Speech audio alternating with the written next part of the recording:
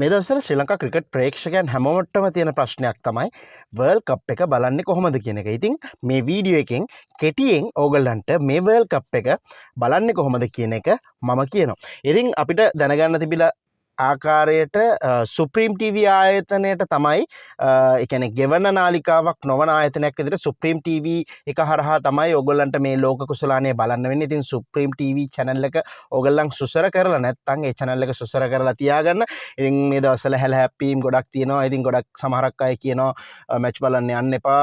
Match බලන්න නැතුව ඉන්න අපි වර්ජනය කරන්න. ඉතින් අපි දන්නේ මොන විදියට වේද කියලා ශ්‍රී ලංකා කණ්ඩායම ඉතාමත්ම දුර්වල විදියට තමයි ක්‍රීඩා කරන්නේ. ඉතින් ඒ වුණාට ඉත්තෑව ඕගොල්ලන්ගේ ඉන්න ඉත්තෑව ඉතින් මැච් එක පටන් ගන්නකොට ඒක ගමන් කරනවා.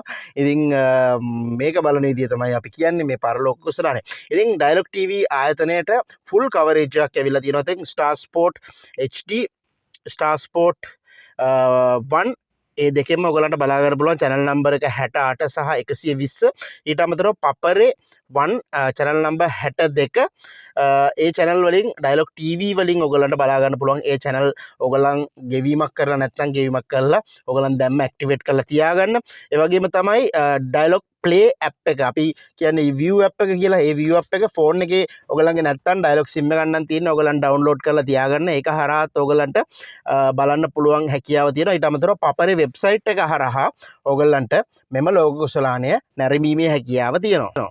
POTV අපි හිතමු ටෙලිකොම් පාරිභෝගිකයන්ට POTV හරහා තමයි මෙම ලෝක කුසලානය බලන්න වෙන්නේ. ඉතින් ස්ටාර් ස්පෝර්ට් HD සහ ස්ටාර් ස්පෝර්ට් HD2 කියන channel දෙකෙන් තමයි මෙම ලෝක කුසලානය POTV පාරිභෝගිකයන්ට බලන්න පුළුවන්. ඉතින් channel අංක 315 316 ඔයගලන් ඇක්ටිවේට් කරලා නැත්නම් ඇක්ටිවේට් කරලා තියාගන්න මේ ලෝක කුසලානය බලන්න. ඉතින් අපි හෙට වීඩියෝ එකකින් ඔයගලන් වෙතට එන්න බලාපොරොත්තු වෙනවා අයර්ලන්ත තරගය ගැන කතා කරන්න. ඒ වගේම එංගලන්ත තරගාවලිය මොකද වුනේ ගැන කියන්න.